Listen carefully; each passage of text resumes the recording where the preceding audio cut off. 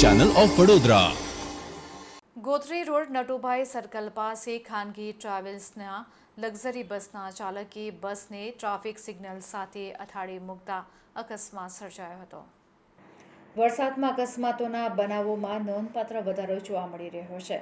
તેવામાં આજે સવારે 9 વાગ્યાની આસપાસ લક્ઝરી બસને અકસ્માત નડ્યો હતો।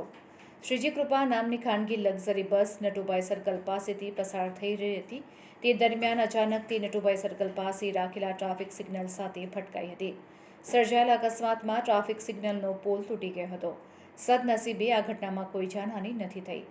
જો કે કયા કારણોસર અકસ્માત થયો તે જાણી શકાયું નથી। જો કે ખાનગી લક્ઝરી બસના ચાલકે સ્ટીયરિંગ પરનો કાબુ ગુમાવતા આ અકસ્માત સર્જાયો હોવાનું પ્રાથમિક અનુમાન લગાવવામાં આવી રહ્યું છે। બીજી બાજુ બનાવની જાણ થતાં જ સ્થાનિક પોલીસ ઘટનાસ્થળ પર આવી પહોંચી હતી અને આગળની કાર્યવાહી હાથ ધરી હતી।